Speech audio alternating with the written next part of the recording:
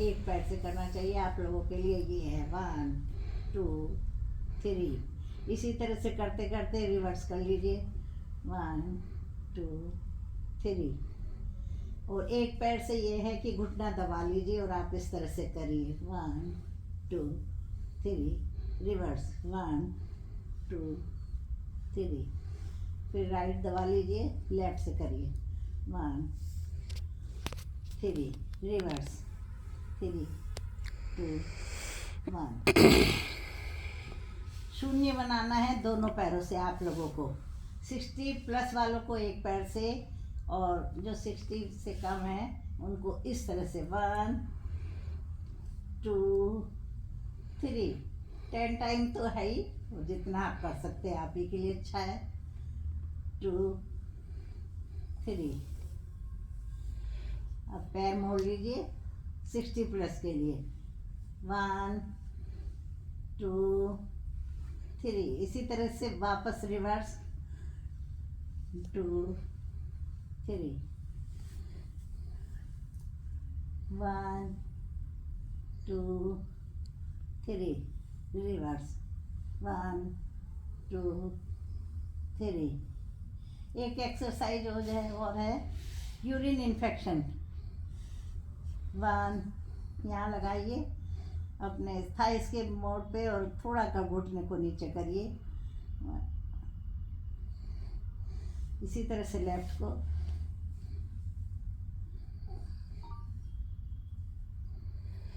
Thank you.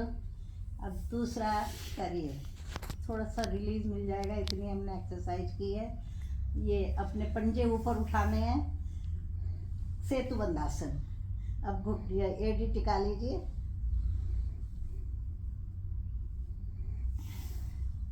इसमें ध्यान रखा आपने कि पहले पंजों पे गए और ऊपर आए तो एडी टिक गई, और तब एडी टिका के हमें रुकना है। आइए विष्णु पोज के लिए, घुटने और कमर के लिए ही है, ये भी बहुत अच्छे आसन है। 1 2। ये इसी तरह से 10 टाइम करना है। 10 टाइम ऊपर उठाना है, 10 टाइम मोड़ना है। 3। फेस के सामने बिल्कुल पैर को करना है हवा में 1 2 3 4। इसी तरह से रोकना है, और फिर ये थोड़ा सा थाइस को सहला लीजिए। जो थकान होती है वो ख़त्म हो जाएगी। लेफ्ट पे आ जाइए।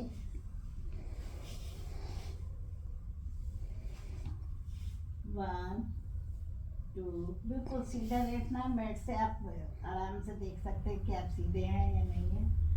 1 2 3। फेस के सामने। Thank you.